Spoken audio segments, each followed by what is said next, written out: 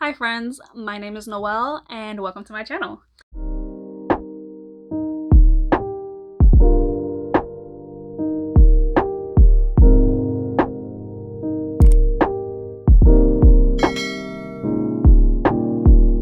Today I'm going to be taking out my braids, which I've had in for entirely too long because we've been inside. So I've been like, why should I take my braids out? We're inside, no one's seeing me. But as you can see from up here, it's time. So while I take out my braids, I'm going to be telling you why I'm never going to be getting box braids again. And so let's get into it. So to take out my braids, I am going to be using leave-in conditioner to moisturize my hair when I take the hair extensions that are braided into my hair out. And definitely going to need scissors. Any scissors will honestly do. It doesn't have to be, these are like some big industrial scissors that I just found lying in my house. You can use hair shears, whatever scissors, because you're not cutting your real hair and you're cutting off like towards the end. That way you can unravel it. It really doesn't matter. Definitely rat tail comb. This part will help you to take the braid out very easily. And you can also just use your fingers, but I'll be showing you as I'm doing it. And then you're going to want to have a wide tooth comb because again, after you use the leave-in to moisturize your hair, you're going to want to detangle with a wide tooth comb. And then I just have this like small little wet brush because I'm going to be detangling it in like sections. But you could use honestly any brush. It doesn't have to be a wet brush. It could be a paddle brush, whatever. Just something that will help detangle your hair. And I also have little hair ties because I'm going to be sectioning my hair while I take it out. And the last thing that I need is a bag. I have a bag here off to the side. It doesn't matter, a plastic bag, even though you shouldn't use plastic. So I have a paper bag actually from CVS that I will be putting the hair into once I take it out. So let's get started. I'm gonna section it off. And I kind of do it like row by row, but also in half. So I'm splitting my hair down the middle. I got these braids in probably, I think like February. So as I said, it's been entirely too long that I've had them in because it's now May. But once we went into quarantine, I was like, why should I take my braids out and have to actually deal with my curly hair? But now I really miss my curly hair, so it's time to take it out. And box braids, let's talk about them. I've been getting box braids for like maybe 8 years now, off and on.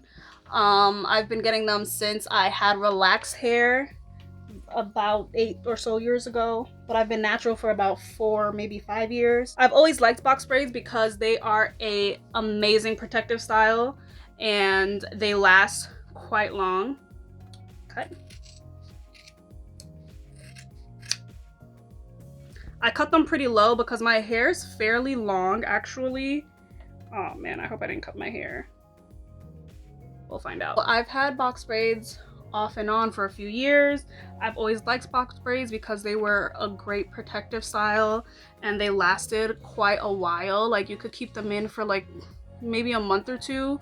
Most people on average I feel like do a month, but sometimes I like to push it and do as long as I can. If you hear any noise, my dog's over there, so he's just making noise.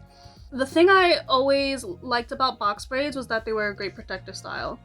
The thing I always hated about box braids was that when I got them, the pain was excruciating.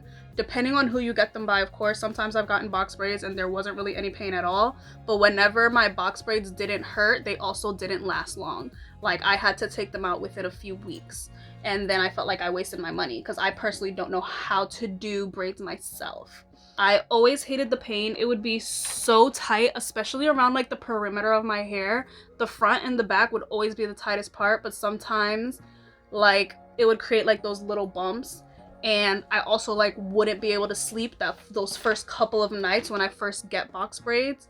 And I absolutely hated that. And I actually had stopped getting box braids for a while because of the pain. Like, it was probably like the worst part about it, and probably the biggest reason I hate box braids. Now, the reason I say I'll never get box braids again is because what I currently actually have in my hair are not box braids. What I have in my hair are knotless braids, and as I said, I've had them in for entirely too long. But this was my first time getting knotless braids, and I wanted to try it because obviously it didn't have the knot at the top of the braid, which was probably like the prettiest style I've seen for like a while. When it came to like just like newer versions of braids, I really liked that it was like the feed-in process, and it starts with like your own hair at the root, and then they feed in the braids towards as like you keep going.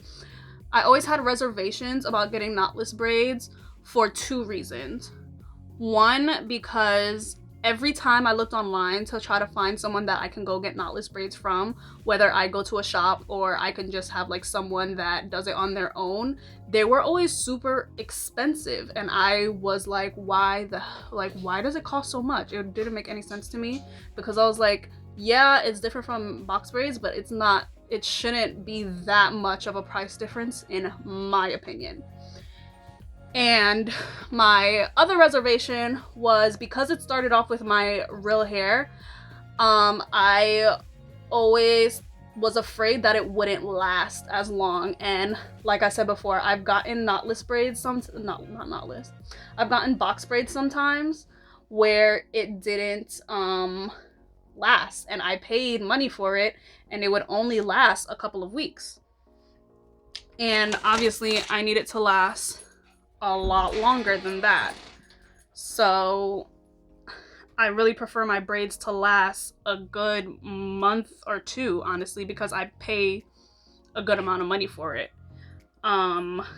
So those were like always my two reservations. So what I did to find someone to get my knotless braids at like a decent price, I literally posted on my Instagram story and just everyone that followed me, and I was just like, hey, does anyone know anyone that can do some knotless braids? So rather than like looking online and looking at shops, I was more open to like just a person that would be able to do the knotless braids for me for a low price.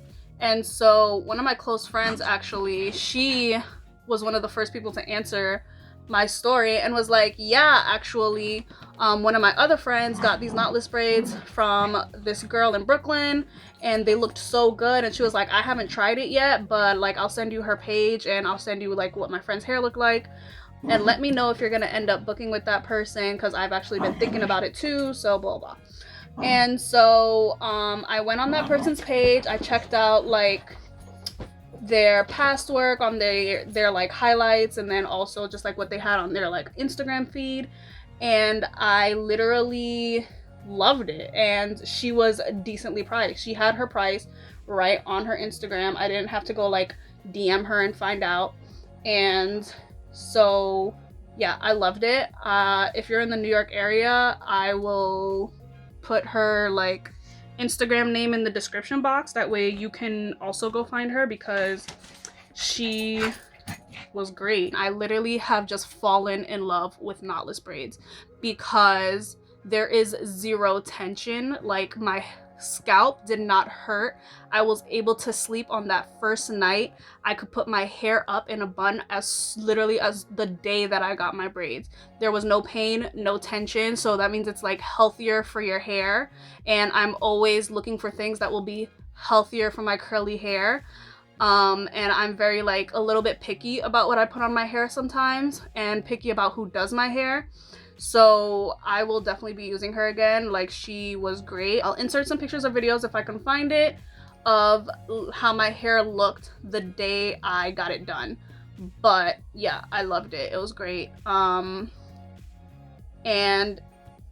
so my first reservation about the money, I found someone that didn't charge a freaking arm and a leg to get it done.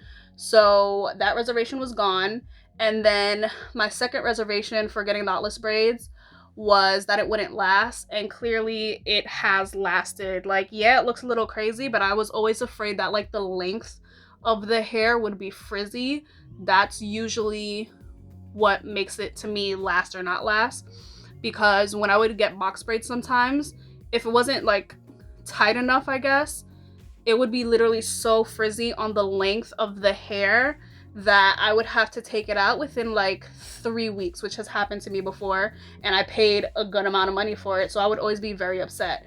And with these knotless braids, she did such an amazing job that it lasted. I got it in February and it's May and I'm taking it out, and the length of the hair was never frizzy. Obviously it grew out, that's inevitable. You want your hair to grow, that's why you get a protective style. And also you get a protective style to protect your hair, so you don't ever want it to be too tight at the roots.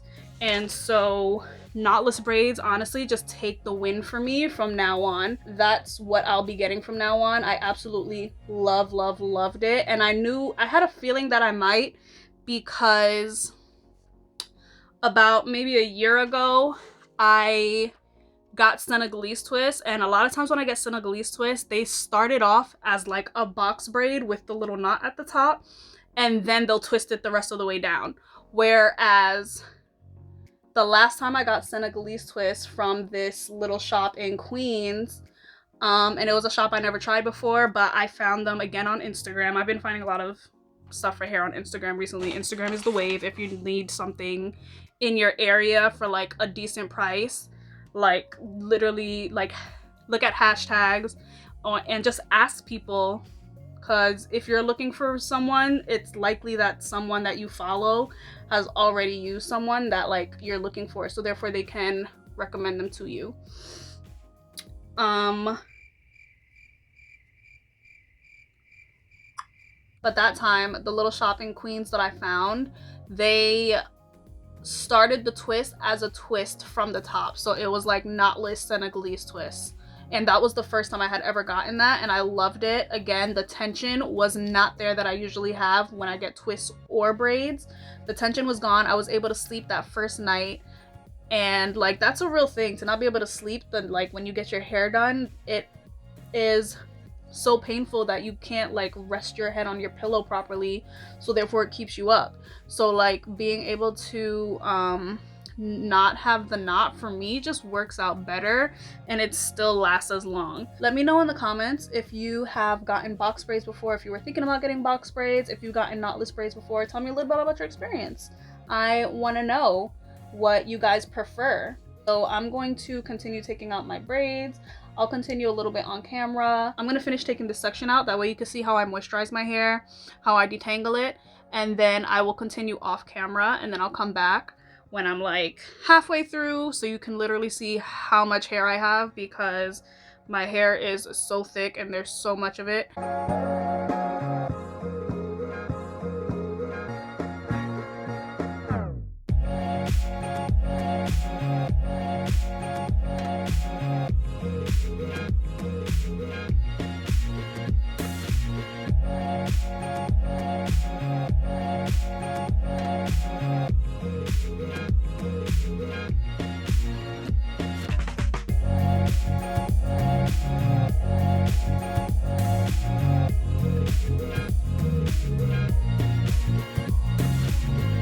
So halfway through, half my head left, a ton of freaking hair. All of this was tucked into this. So I've been unbraiding for a couple of hours now, so I have a couple more hours to go of unbraiding. I'm gonna keep going and come back when it's done. Hey friends, so it's the next morning.